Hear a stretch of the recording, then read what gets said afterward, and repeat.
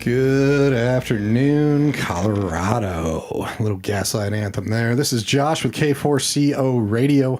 Hopefully you're having a great Monday. I know I am. I'm sitting here with Sarah Duke, our Vice President. How's it going, Sarah? Hi, I'm good. Happy Monday, everyone. Yeah. It's been nice and chilly today. It was lovely. It has been so beautiful. Yes, today. fall is definitely here when you Yes, have it that is. crispness in the air. Yep, I'm ready for this. I am so ready for this, but it's going to get back in the upper 70s, so. It's fine. We have like 1 or 2 more weeks left, and then Then it's fall. winter will be, well, we're already in fall. Then winter just kind of smacks us. I actually kind of hope, usually here, it snows like Halloween is almost notorious when it snows. Exactly. So ready or not, always prepare for Halloween. Yes. Always have layers just in case. Exactly. Just saying. Well, we have an awesome guest with us today. So if you're sitting in traffic, just enjoy, because we are a new radio station, kind of reinventing the wheel, I guess, here, and loving our local Colorado music. And we have a radio on-air personality with us who has been on 103.5 The Fox. Started out in 1981.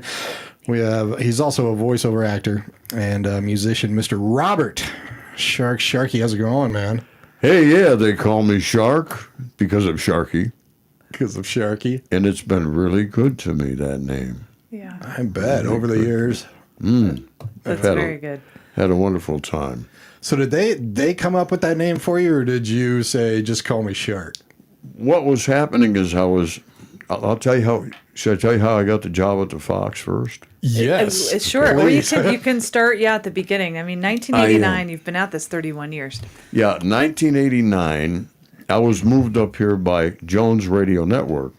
Jones Cable and all that, and then they had their own radio network. And I was doing the morning show on their country station. Well, one of their partners did not like me on the air. His wife didn't like me, so after 2 months, they got rid of me. So I'm going, here I am in Denver. What am I going to do? Somebody mentioned, well, the Fox just changed from pop music to classic rock. Why don't you go check with them? I went down to the Fox about 2 o'clock in the afternoon. Back then we had a cassette tape with our little audition tape, little recording of us, what we sound like on the air, and a resume. So I go down to the building. It was down on Lawrence Street downtown. I take my materials up to the top floor. I hand it to the receptionist. I said, and I found out the boss's name. His name was Mac at the time. I said, tell Mac I'll call him tomorrow. And she goes, why don't you have a seat in the lobby? Okay. I sit down for about 10 minutes. She says, he wants to see you in his office. I went up to his office, and as soon as I sat down, he goes, can you start tonight? Really? So he must have listened to my audition tape. He says, I just fired the midnight to 6 guy, and he says, I need somebody right away. Nice. So I was there, and I stayed there for 31 years. That is amazing. I went from doing weekends and midnight to 6 to a midday show. Mm-hmm. And then when we moved down here to the tech center, they put me on the afternoon show.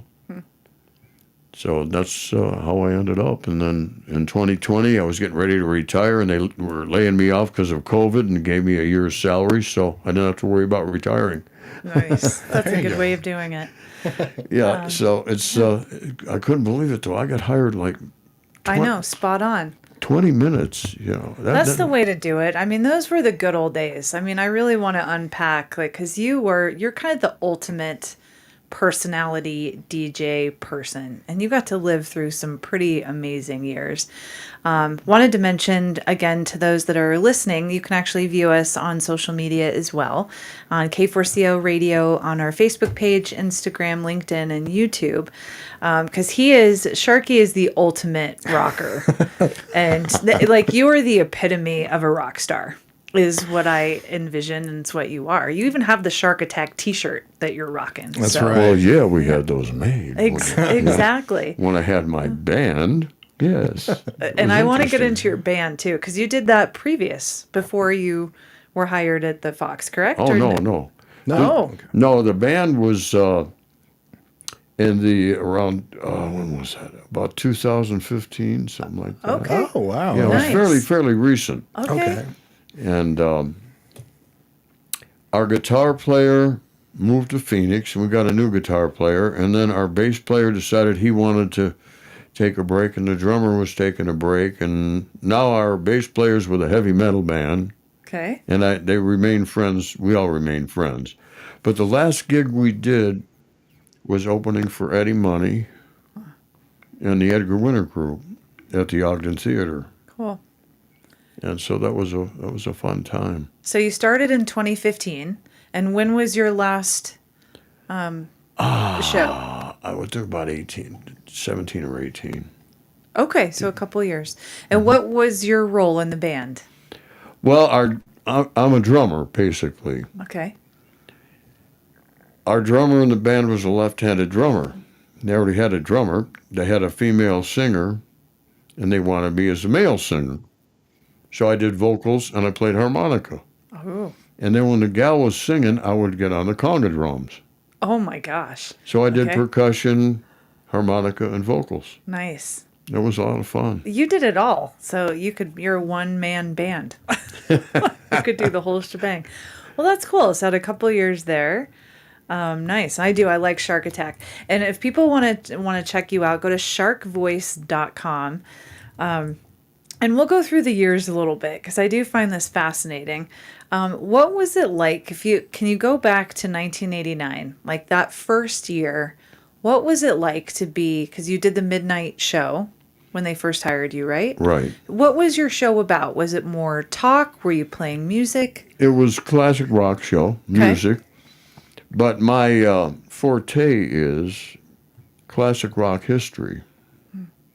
So you're just a history buff. Oh, rock and roll history, the bands, what they did, what happened. So what we did was, after I was there for about a year or two, we got a new boss. And he said, we're going to do these things called Fox flashbacks. And I want you to, just like on this date, rock history, what happened and do this. So what I did some research. And I not only did what happened to the band on this date in history, what was going on in the rest of the world at the same time. Mm-hmm. So I'm trying to think of one. This is the date they landed on the moon. Right. And Elton John released his Yellow Brick Road album at the same time with the song Rocket Man on it. Oh, cool. So I would do that kind of a thing. Mm-hmm. What happened in history? What happened on that date? Like, was it Henry VIII?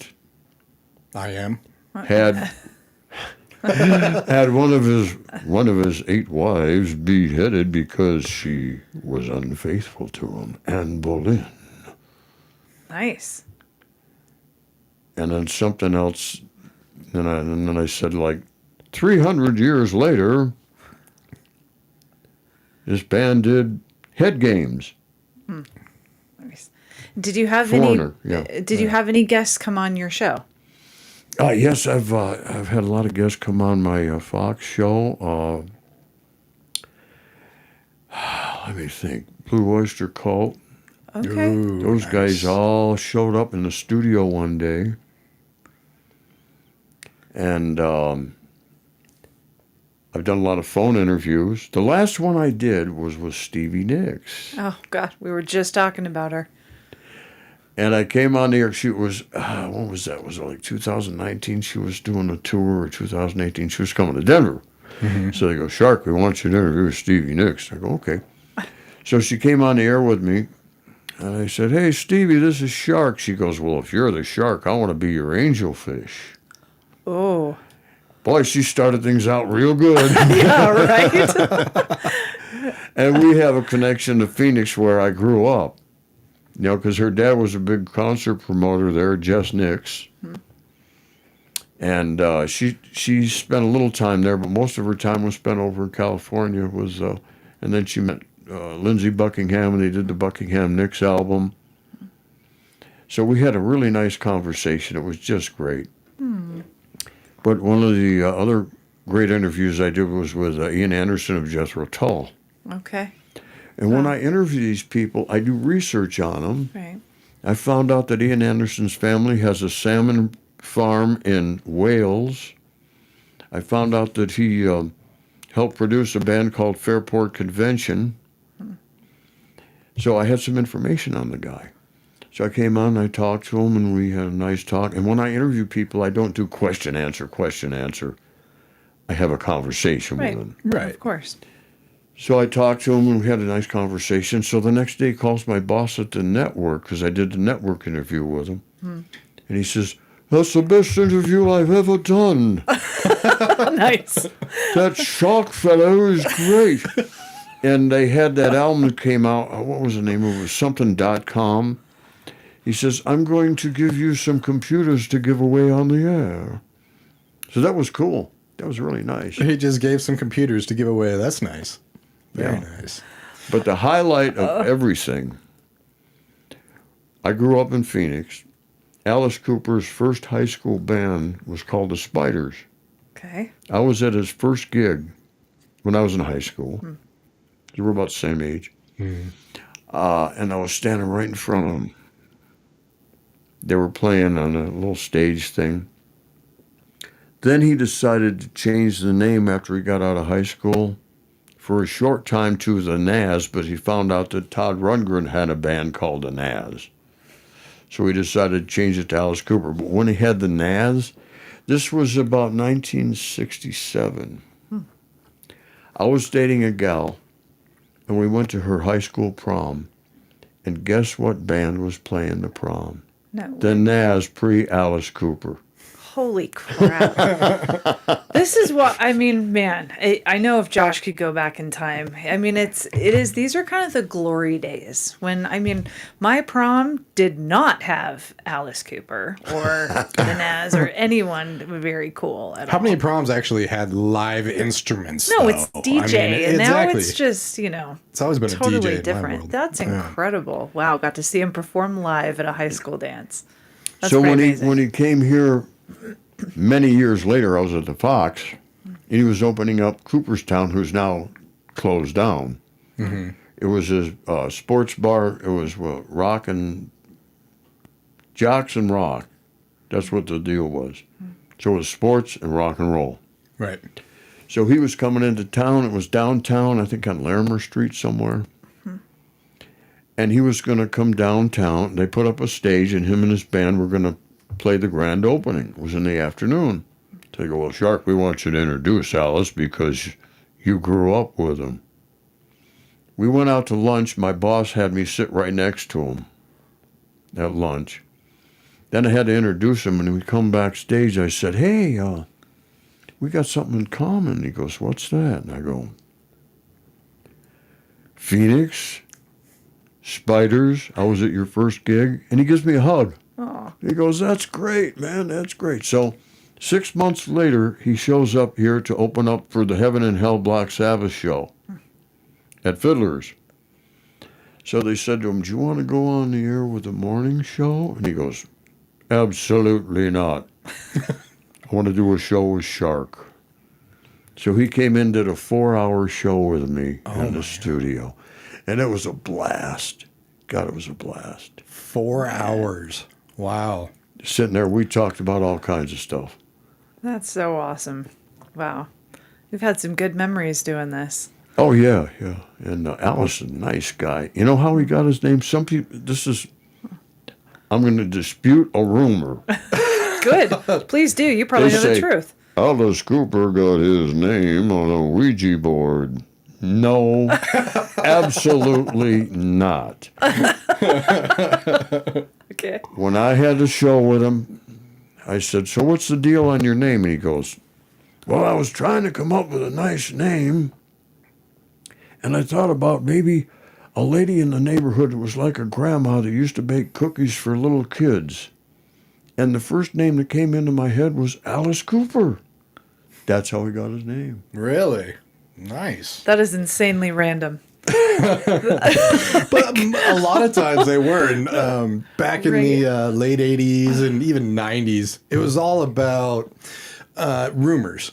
All the time. It's like AC/DC was one of the biggest ones where they're like, oh, it stands for after Christ, devil comes and all this stuff. And they're like, in an interview, they're just like, no, it was on like an appliance. It means electricity. I know, yeah. And I did my boss at the Fox, Garner, wonderful guy. I've known him for almost 30 years. But anyway, he said, I want you to do a video. Have somebody just videotape you on the phone doing a rock and roll rumor. He said, the producer at Access TV, they're looking for somebody to host a rock and roll rumors show. And I thought about you. So why don't you do an audition and we'll send it out to him. So he had a list of rock and roll rumor stuff. I picked Gene Simmons' Tongue of Kiss. So basically the rumor was that he had a cow's tongue sewn on his in the 70s. The 70s Kiss was really hot, and he'd come out on stage and he'd flop out this big long tongue. So somebody started a rumor saying that he'd had a cow's tongue surgically sewn on his. And I did this whole thing. I said, I did some research, folks, and guess what? Doctors say it's medically impossible to sew a cow's tongue onto a human's tongue. It's BS. I said, but you know what? Maybe it was something they put together so they could release that one song they do. Mm-hmm. You know what song it is? Mm-mm. Lick It Up. Nice. So did you find out what the tongue actually was? Just his. Just his tongue? Born and bred and, yeah. Wow, that is a very long natural tongue. Oh my gosh. Okay. That's awesome. That's the real deal, man. That's one thing I actually kind of miss is before technology and the internet and everything, these stories that would just come out. You'd hear it from another person at concerts. You didn't know what to believe, but you loved it. It was the stories. It was all that fun stuff. Now you just like, no, that is not true. Now they don't have really the stories anymore, to be honest. Yeah. Not like they did before. They have the stories. They just don't have the false. Well, see, here's a lot of it, too, is when radio was live, you had a lot of different things happening, unexpected things. And I remember the news gal flashed me one time when I was on the air. Nice. Rather large, too. Her body or her boobs or all of the above? 50-50. Okay.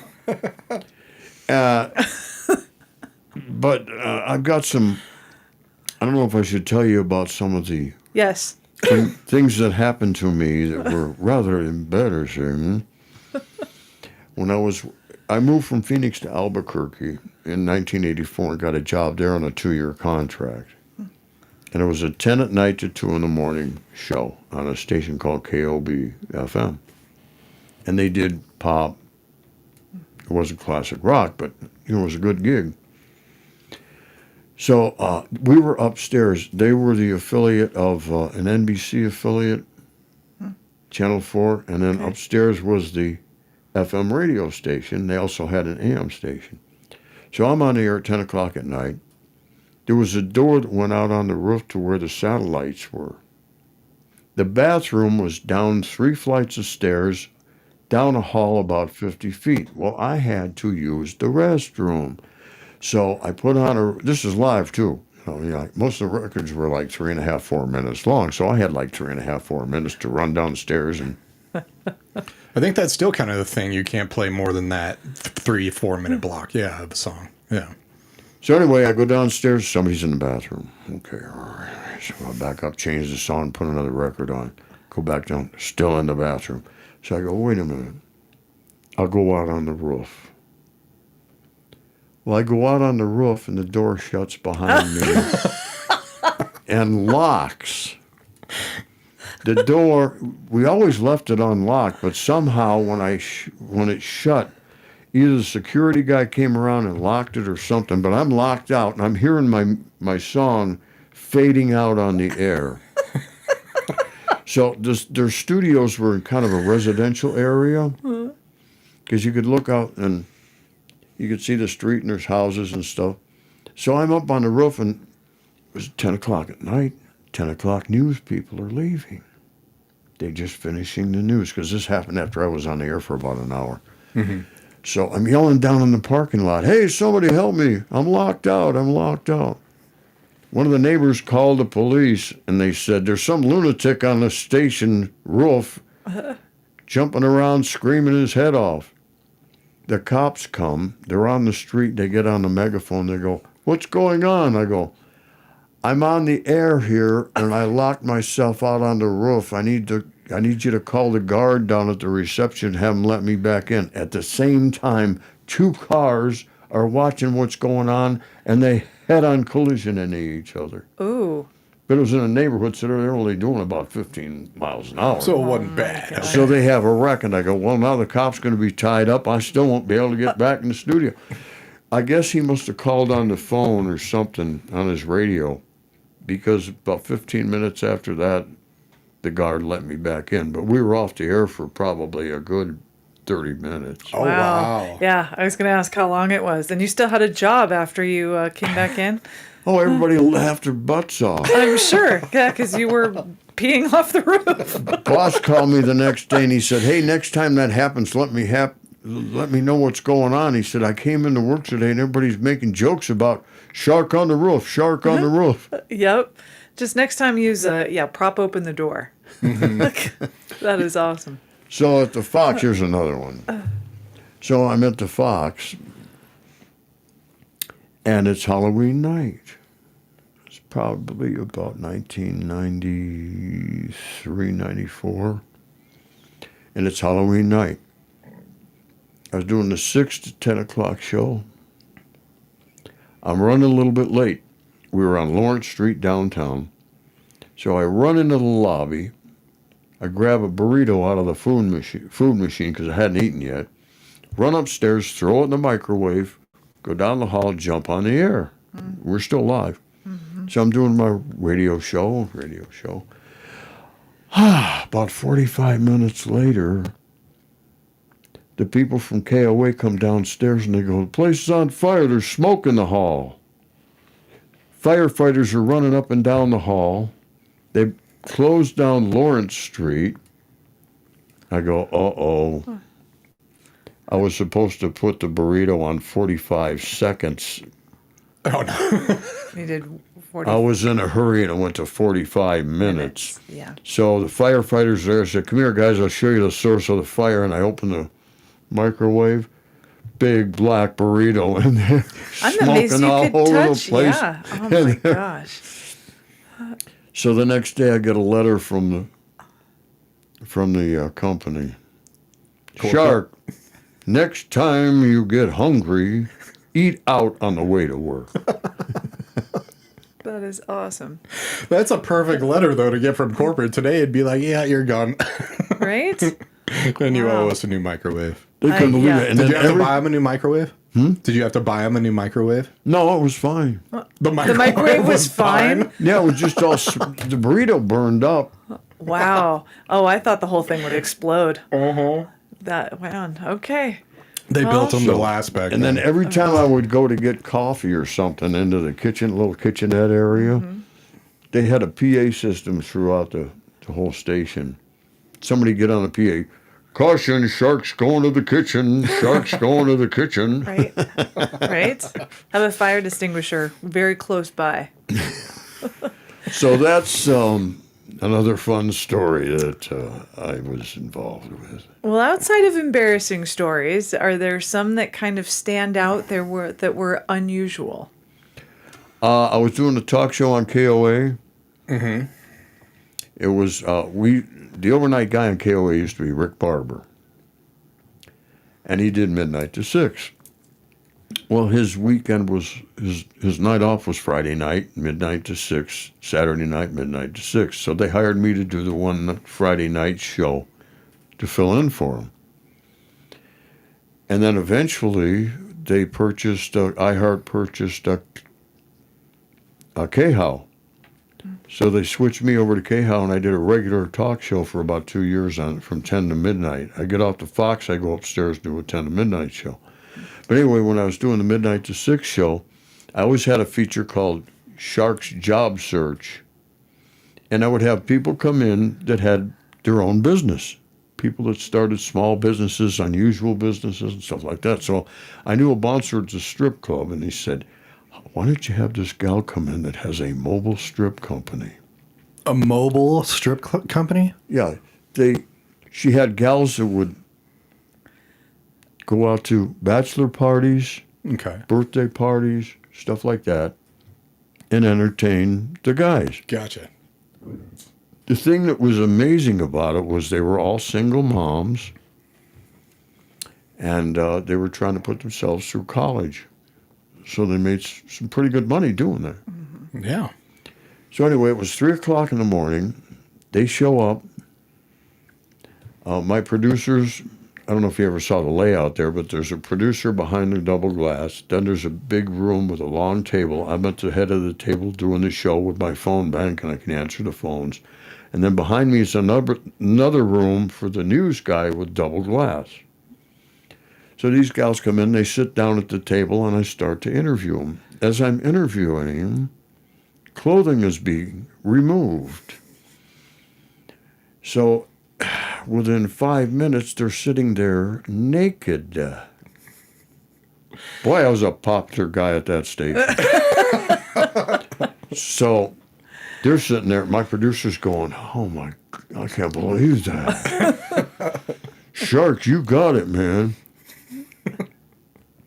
Anyway, they sat there. I did an interview with them. And, of course, KOA hits like 34 states. So they came back 6 months later, and they said, oh, man, we got calls from all over the country flying our girls in because of your show. Mm-hmm. Oh, wow. Can we do anything for you? I said, yeah, the guy on the FM station is just getting off the air. Go down there and freak him out.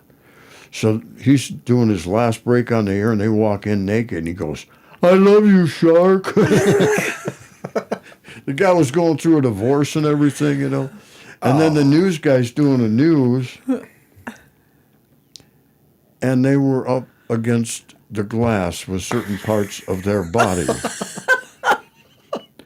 And That's awesome. he made it through the news, too. He goes, that's the toughest I've ever had to do the news. That's a professional right there. Yeah, Yeah. he made it. That is so awesome. See, we need to have, so in today's world, because you weren't filming them, right? Do you still know these girls? No. Okay.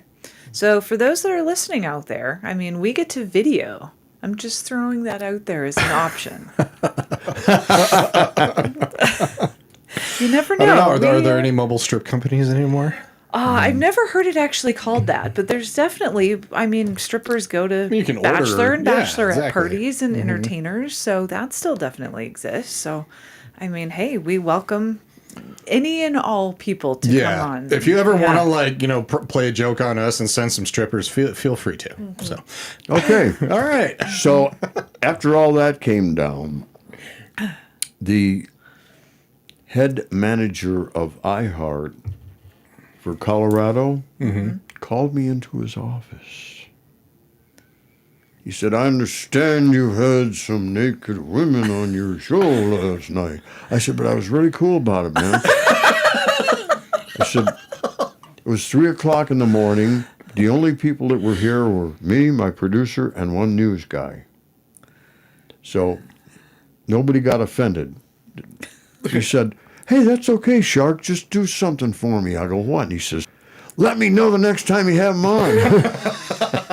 Exactly. People want to be, a part of that party, of course. Yeah. I'd be So that was very, very, I never expected that, and I couldn't believe it. right. Wow, that's pretty cool.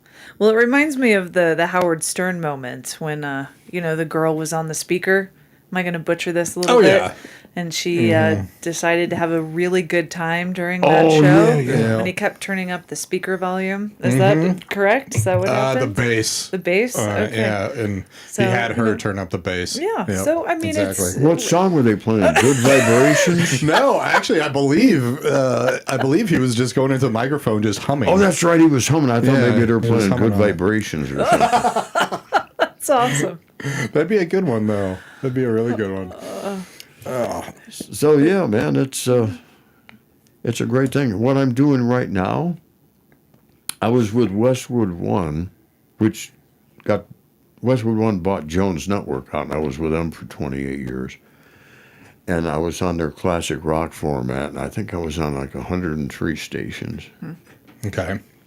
Some friends of mine that worked with me at Westwood One started their own network. It's called Local Radio Networks. And they left and started, just like 3 or 4 guys that started it. So I called them up one day and I said, hey, I'd like to go to work with you guys. And Chris says, oh man, we'd love to have you. We don't have any openings. He goes, what do you want to do? I said, well, I'm semi-retired. I just want to do 3 shows a week. Just a Saturday and Sunday and Monday show. Okay, we'll make room for you. Nice. So I'm an independent contractor now. I'm on their classic rock station. It's on 55 stations, and they send me a check every couple weeks. But the thing that's cool about it, I do it from home. Mm-hmm. Yeah. I have a home studio. Yeah. I do the show. It's pre-recorded. And I do the show on a laptop, MacBook Pro, a mixer, and a microphone. Yep. And I just do. You can, when you voice track something, just in case somebody doesn't know, you can hear the end of the song fade, and then you can hit go and start the beginning of the next song when you're finished talking, or if you want to talk up the intro. So that's how we do it. And then I hit send, and it sends it out to all 55 stations. Right. Sends it to their computer, and their computer plays my show at the time it's supposed to run. Okay, so be honest, because that's exactly how it was in 1989, right? No, not at all. I know. Some things have changed a little bit. Yeah. Do you like the way it is now, or would you go back to 30 years ago? I wouldn't mind going back 30 years ago occasionally. Okay. But That's a good answer. what I would really love to try again is playing the records, Yeah. where you have 3 turntables, a record library right behind you, in alphabetical order, but there was always somebody that didn't know the alphabet. Oh, he's mucking up. Well, here's the thing. When we did it alphabetically, first name if it's a band, last name if it's an artist. Like John Mellencamp would be under the M's. Van Halen would be under the V's. Right. Well, somebody would not know how to file the records back after they used. So I get a brainstorm all of a sudden during the song playing, and I go, wow, the next song would fit perfectly. Let me go look for it. Oh, Rolling Stones, let's see. It's not here. Yeah. So then I'd have to think quick and substitute with something else. But it was still a lot of fun doing it. For sure. Yeah, it's that's a great answer. You know, I think I miss, Josh has a vinyl player at his house and has a record player, and there's a different quality and maybe a sense of being more into the music. It's just a nice warmth It is. behind the songs, behind the music. And it was so much fun. I worked at a station in Phoenix called KDKB. It was one of the first album rock stations in America. Wow. Came on the air about 1972 or something like that. I went to work for him in 1978. And I was doing the midnight to 6. I was just getting started then. They had the midnight special on Friday night. And what you would do is you would take a new album and you would play it, track it all the way through. Then you do a break, turn it over, play the second side all the way through. And while it was playing, we would take calls and write down comments about each song. Then the music director would make their decision on what was going to be played on the air based on what the listeners liked. Wow, really? Yeah, it was That is great. awesome. That's cool. Very interactive. Because I've always found that you in radio when I was growing up and throughout the ages that you'd go buy an album because of a song that you heard as a single or on the radio or something like that. But then you'd listen to it and you're just like, that's a good song, but I like these other ones better. And so that's really getting the audience involved in deciding what is going to be played. And then we would also have like a feature called a deep cut. Hold your breath, we're going deep. Stuff like that. Now, are you bringing the strippers back for that? I don't know. Sorry, Sharkey, I'm That putting was you on the something spot else. here. Nice. Well, that's very cool. I didn't realize, in the very beginning that it really was interactive and you're having people call in. What a novel concept to have your listeners have a say and Yeah, what's going exactly. on your station. And our music director, her name was Linda Clayton. And I left KDKB and decided I wanted to go back to college. Almost became a photographer, a journalist, photographer. But I was away from radio for about 2 years, and I had to go back. So I went back on the air in Phoenix, and then Albuquerque, and then Denver. But, man, I'm telling you, it was quite an experience to work with her. Because she ended up getting a job at KLOS, Los Angeles, and doing a show on KDKB as well. So what she would do for a while is she'd do her KDKB show in Phoenix, hop on a plane, fly to LA, do her show there, fly back here, back to Phoenix. And she did that for a while. So she would fly back and forth doing 2 shows a day. Wow. Like that.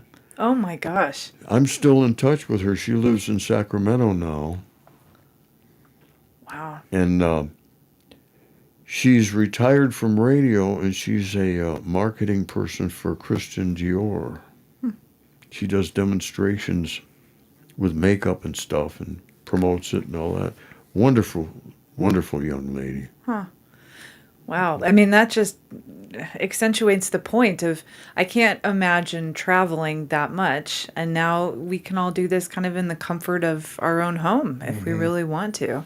Yeah, all the guys at LRN, the network I'm with now, I think we've got like over 100 guys around the country doing shows because they've got 6 different formats. Okay. Everybody has a home studio. Yeah. Everybody does their show from home. Right. They have offices in Denver, and they have a production studio in Denver, but that's it. Actually, their office is right around the corner from here. Right. Okay. It is pretty amazing. I mean, I know this is radio world, but even going into TV stations, it's almost eerie when I walk through it. Is you don't have people there anymore. Everyone is remote and doing it from their own home. And it's very, you have your machines that now follow you. So you don't actually need a human being to be videotaping. All the cameras for TV are basically kind of all remote and AI and kind of follow you around. It's a different world. It's a trip. It's definitely is. a trip. It for sure is. I did some TV stuff. I was going to say, you've done a lot of like voiceover TV. I've done some Channel 6 and Channel 12. I did some hosted when they would do like a rock and roll artist. You make a donation, you get the album and stuff. I did some of those. But the one thing that was really fun, and it was kind of tragic actually, the night George Harrison died, my wife and I were supposed to go to the network Christmas party. And it's when Jones owned it, and it was a big spread, and he did a great thing. He had a band, dancing, 3 different buffets, wonderful time. So the night that George Harrison died was the night we had the Christmas party. Fox 31, Channel 2 called me because I'd done some voiceovers for them. He said, we know that you're the shark on the fox and you know rock and roll. We want you to go down to the Hard Rock Cafe, downtown Denver. We're doing a visual for George Harrison. And we want you to go down there because a reporter's going to ask you some questions about George Harrison, interview you. So we had to blow off the Christmas party. So I go down there with my wife. I show up, and there's a bunch of people down there. And somebody's there from the TV station. I said, where's the reporter? They go, you're it. Nice. Wow. So they're going to go to you, and you're going to do a report on George Harrison. Oh, gosh. So I had to ad-lib a report on George Harrison and his life and what he did, and he used to, everything that he did. Oh, with a history guy like you probably it was pretty easy to ad-lib that. I take it. Yeah, it worked out pretty good. That's amazing. I'd be looking for a roof to go pee on. I'd be in big trouble. I told a story about Patty Boyd and George Harrison and Eric Clapton and how they remained friends and they shared the same woman and how George Harrison, I think he was trying to remember what he was. Anyway, he was in Traveling Wilburys, and he was good friends with those guys and stuff like that, and it was a really good time just to be able to talk about him. Wow. Yeah. That's so special. Throughout all the years, I mean, I'm sure you've done countless interviews with people.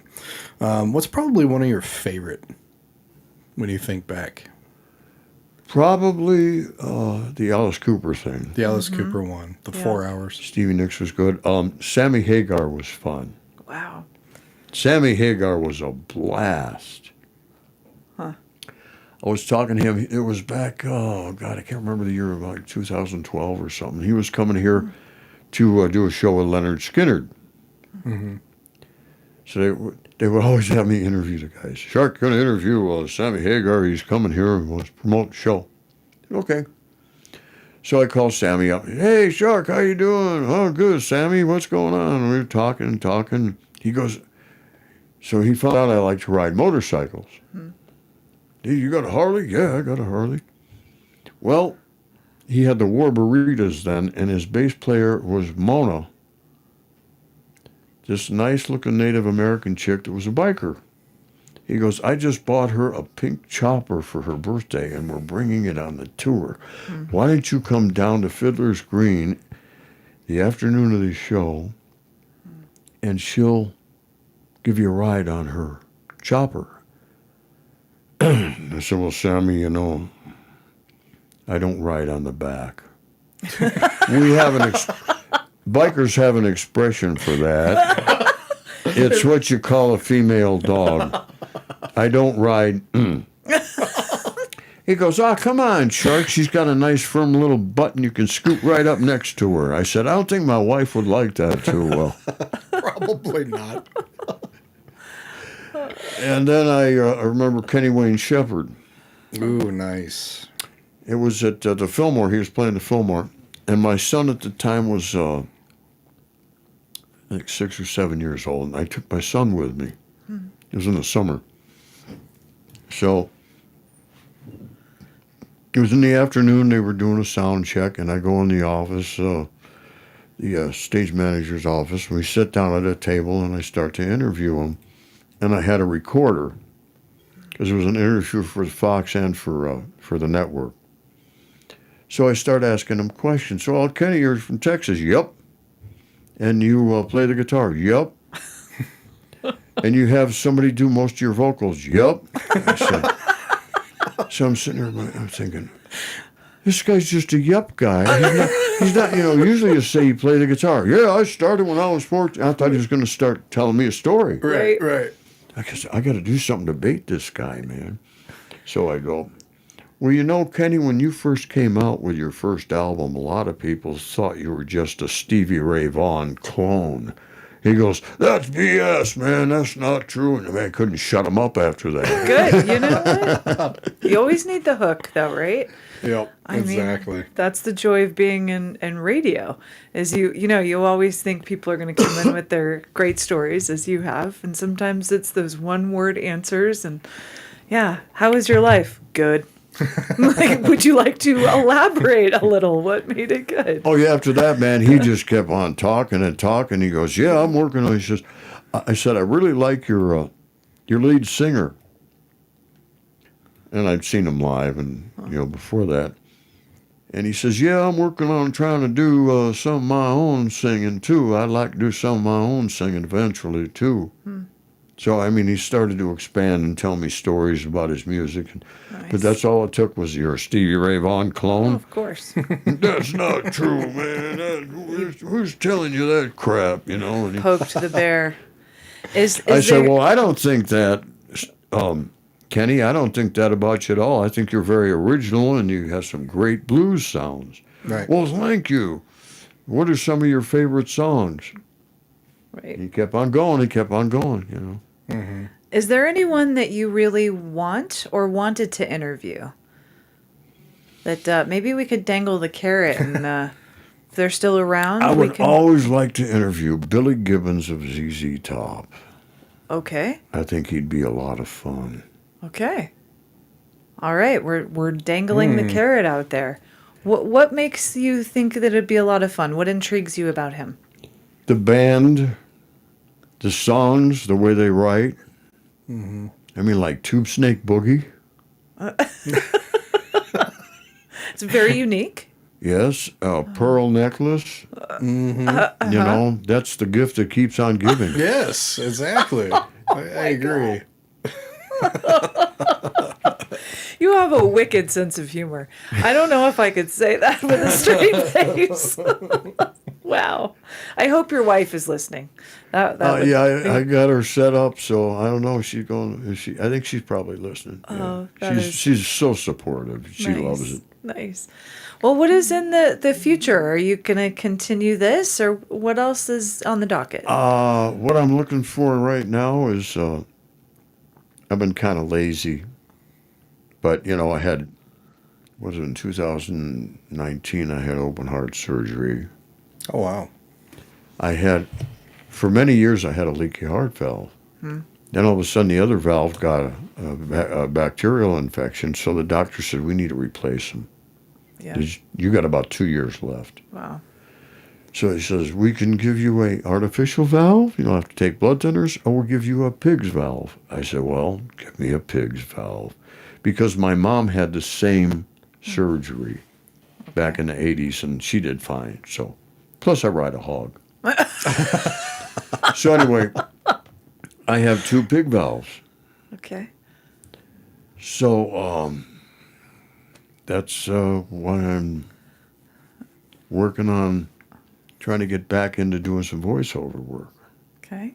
I have my website. A friend of mine designed my website for me. Gives me a good deal. I agree. For those that have your computer in front of you, if you're not there yet, go to sharkvoice.com. I mean, that first picture on the home screen It's beautiful. is absolutely Yeah. gorgeous, and you have to see it. There's 1, 2, 3, 4, 5, 6, 7, 8, 9, 10 reasons to love that picture. Oh, and you're in it too. Oh, yeah, we do see you, Do Sharkey. see you right there. Was this the mobile strip thing? What happened with this picture? What's the story behind this picture? No. I was emceeing the beauty contest. This was a beauty contest. This was at Freedom Harley on Colfax before they sold to Avalanche Harley. Okay. So every year they would have Miss Freedom Harley. And so it was a bikini contest, and so I just emceed it. And each girl would come up. They had a little walkway thing to go up on a stage on a platform, and as they walked up, I would say, "This is Lisa. She does this, she does that, da-da-da-da-da." Next one. So I would introduce each gal, and then people got to vote. And then they would have the Miss Freedom Harley. Nice. So that's all the gals posed for the picture with me there. Well, And it was a hey, remote thing with a Fox, too, so. these are some beautiful girls. Do they do this every year? Well, Avalanche hardly bought them out, so I don't know if they do it anymore. Okay. Well, we'll have to look into that and see if they need another MC rock star guy to be introducing these beautiful gals. But what I really would like to start doing more of is, maybe some narration. I'd like to do some narrating. I mean, of course you have a great voice. You've been on radio forever, but I could see a narration of like music documentaries type stuff. Yeah. Yeah. No, you have a great radio voice. Oh, I agree. It's very soothing. One of the best compliments I ever got was some gal said to me, I can't remember who it was, but they met me and they say, you know what? You remind me of Sam Elliott. I can see that. And I went, I love you. Because he's my idol. He's amazing. He's amazing. Yeah. There's very, very few people that can sport just the mustache. Very few. He is definitely one of them. Yep. Yeah. Good. He's really good at what he does, and he's so versatile. Mm-hmm. And, and I do some character voices, too. There's a guy named Hal Rail and Maggie Rail, and they were in Los Angeles because they were doing voiceovers for The Simpsons.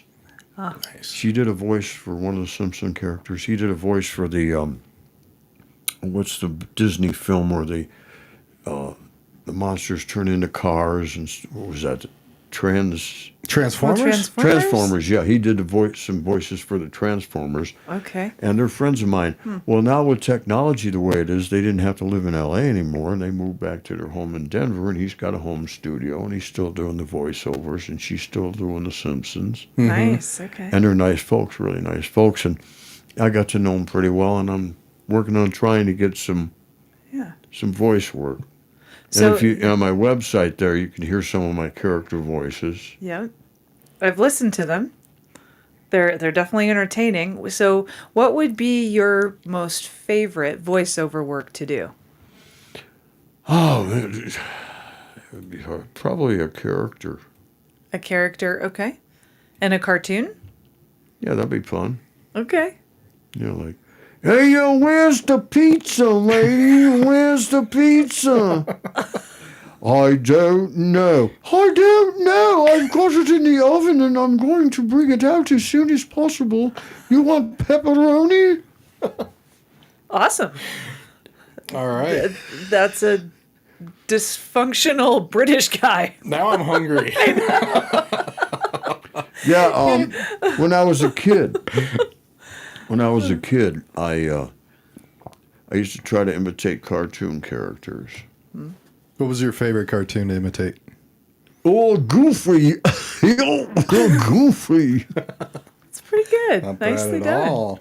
I have a question for you real quick because we're getting a little close, but the demo, because back in the day you said that you had your demo, you had your resume, and you got hired the very first day because they just fired somebody. Do you still have that demo? I think I might have it somewhere. Really? I'll have to look. I would love to hear that. It was from the station I worked at in Albuquerque. Mm-hmm. Okay. And I was pretty new then. I'd been doing it on and off, but I think, I used to have dreams. I used to work really, really hard. I used to tape. We used to have a cassette recorder in the studio, and the only time it would tape you is when you turn the mic on. It was hooked up to the remote. So you didn't have to listen to the songs all the way through to wait to hear my break. Mm-hmm. So all it did was record my breaks. So I would record all my shows, and then on the way home, I would listen back to myself and do critiques and go, I got to do more of that. I got to try this more. I sound too slow. I'm too fast. The whole thing. Mm-hmm. And so I used to dream. I can't wait to the day where I can just automatically do it, where it's just as normal as eating a sandwich or getting in a car and driving. Right. or making love, where it's just as it just comes to me. I didn't have to really think about how I was going to do my breaks, and when I got to Denver, that's when it started to happen. Because I had a couple of really good bosses that coached me and helped me get through it. But you want to know how I got the name Shark? I was Robert Sharkey on the air in Albuquerque. I came to Denver and I was Robert Sharkey, but every once in a while I'd say, hey, it's Shark. So I had a boss that said, you got to be one or the other. You want to be Robert Sharkey on the air? You want to be Shark? I said, I kind of like Shark. He says, perfect. Because the way the Fox was, and it is now, but back then it was even crazier. They wanted some characters. Okay. Yeah. So that's what they had me do. I like it. Just a shark. Well, I know you pre-record your shows, but for those that are listening and watching, tell people when they can hear you and how they can hear you. I'm on 55 stations. There's a station in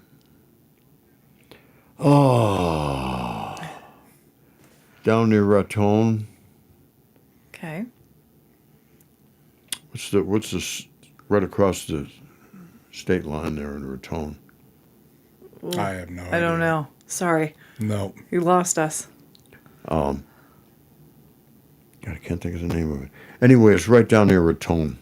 It's the mountain. You can go to their website. Station is the mountain. I think it's 95. Wait a minute. I can tell you right now. I got a list of all the stations I'm on. How you like that? Okay, I like it. Gotta love technology. I right know, right? It's all at our fingertips. All right, yeah, Raton. Okay. So the mountain. there. You talking 99.5? I think so. Just a second. Yeah. Okay. Let's see. Oh, good. Okay, yeah, for those that are watching. Oh, it's in gotta- Trinidad, and it's 92.5. 92.5. The mountain. All right. If you Okay. get online, you can hear. I'm 6 to 10 Saturday and Sunday mornings, which is 4 to 8 Mountain Time, because it's all based on Eastern Time.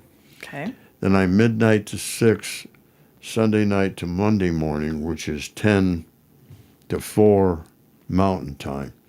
There's another station in Texas I really like. I like the way they do their stuff. It's called KBUS. It's in Paris, Texas. It's 101.9.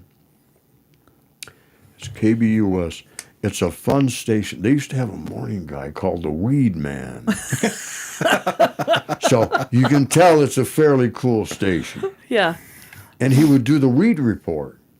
God, I remember back in the early days of album rock radio, they would do reports about, well, there's some bad LSD on the streets right now. They would do that kind of a report. Wow. And they got a lot of trouble for doing it, but they'd say, yeah, watch out.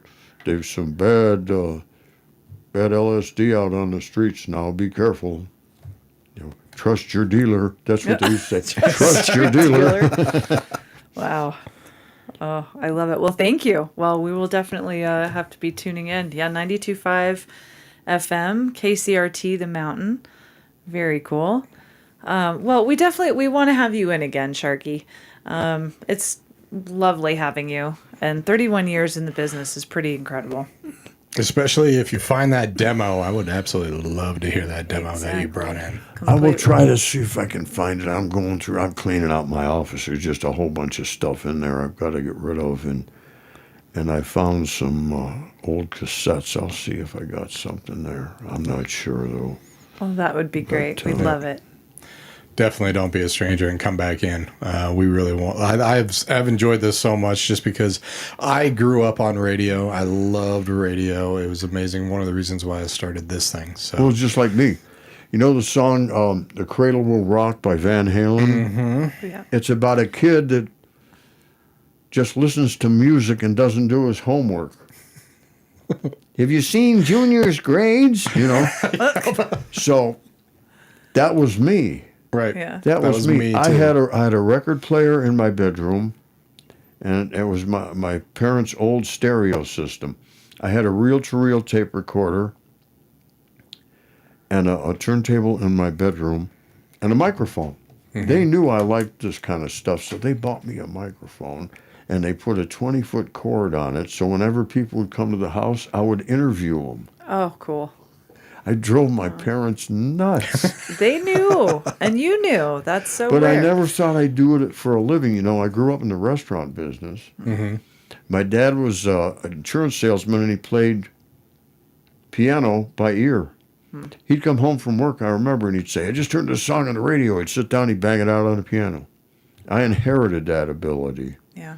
but I need to learn piano. I've got his baby grand piano. Nice. He was in World War II for 4 years overseas. My mom worked for 4 years and bought him a baby grand piano in 1944. I have it in my house right now. That's awesome. But when he came home from the war, he walked in. The first time he walked in the house to see her, she was sitting at the piano. And I remember I got my little drum set when I was a kid, and I used to play with my dad, play the piano, and I play the drums. And that's kind of how I grew up, you know. That's awesome. That's beautiful. Well, thank you very much again for coming on in. I really appreciate it. That's been a pleasure. Yeah. I'll come in anytime. All right. You got it, man. You got it. For everybody out there, yeah, if you just caught kind of the last half of this, it's going to be on our social media platforms for the next month. And then, of course, YouTube forever. So definitely check it out. Robert Sharkey, musician, voiceover actor, and former on-air personality for 103.5 The Fox and numerous other stations.